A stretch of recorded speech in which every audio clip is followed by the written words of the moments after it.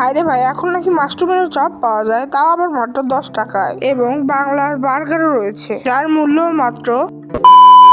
হেই everyone, আসসালামু আলাইকুম। কেমন আছেন সবাই? আশা করি আল্লাহর রহমতে সবাই ভালো আছেন। আজকে সকাল সকাল চলে গিয়েছিলাম মাশরুমের চপ ট্রাই করার জন্য। তো চলুন বেশি কথা না বাড়িয়ে আজকের ভিডিওটা শুরু করা যাক। তো কয়েকদিন আগে আমি ফেসবুকে একটু ঘাটাঘাটি করতেছিলাম, তখনই আমার চোখে পড়ে এই মাশরুমের চপ। আর যেহেতু মাশরুমের নাম শুনলেই কিছু ইউনিক খাবারের কথা মনে পড়ে, তাই আমি আর বেশি দেরি না করে চলে গিয়েছিলাম মাশরুমের চপ ট্রাই করার জন্য। আজকের ভিডিওতে আমি শেয়ার করবো এই মাশরুমের চপের টেস্ট কেমন আর লোকেশনই বা কোথায়। এইখানে প্রথমে মাশরুম গুলাকে গরম পানিতে সুন্দরভাবে ধুয়ে নেওয়া হলো, এরপর বিভিন্ন ধরনের মশলা মাখিয়ে কড়াইয়ে ছেড়ে দেওয়া হলো ভাজার জন্য। ও সরি, আমি তো এখানে রেসিপি শেয়ার করতে আসিনি।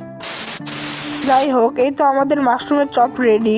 এবার চলুন টেস্ট করে রিভিউটা দেই। আর এখানে একটা কথা বলে রাখা ভালো, এই মাশরুমের চপটার সাথে কিন্তু সস সার্ভ করা হয় না, টক সার্ভ করা হয়। টকটা না থাকে আমাকে সস দিয়েছিল। আর আজকের মাশরুমের চপটা আমার কাছে ভালোই লেগেছে। এখানে আজকের বলতেছি কারণ আমি কিছুদিন আগে এই চপটা ট্রাই করেছিলাম, তখন আমার কাছে এই চপটা একটু ভালো লেগেছিল না, কারণ মাশরুমটাও ভেতরে ওইভাবে কুক হয়েছিল না এবং চপটা টাটকাও ছিল না। তবে আজকের চপটা কিন্তু আবার সেই তুলনায় অনেক বেশি ভালো ছিল, আর ভেতরের মাশরুমটাও খুব সুন্দরভাবে সিদ্ধ হয়েছিল এবং মাশরুমটিতে মনে হয় লবণ দিয়ে মেরিনেট করা ছিল। তো ওভারঅল 10 টাকা হিসেবে মাশরুমের চপটা অনেক মজা ছিল।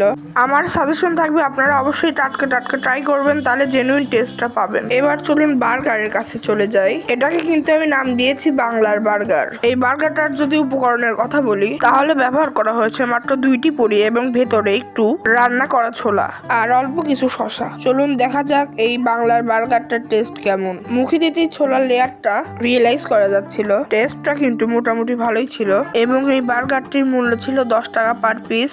এইটার দাম অনুযায়ী যথেষ্ট ভালো ছিল, তো আপনারাও কিন্তু ট্রাই করতে পারেন। এবার চলুন লোকেশনটা ক্লিয়ার করে দেই। এই যে আলে আমার কাছে, এটার অপোজিটেই হচ্ছে এই ছোট্ট দোকানটা অবস্থিত। এই দোকানটা যে বেশি বড় বিষয়টা কিন্তু এমন না। আর যদি মাশরুমের চপ খেতে চান তাহলে একটু সকাল সকাল যাবেন।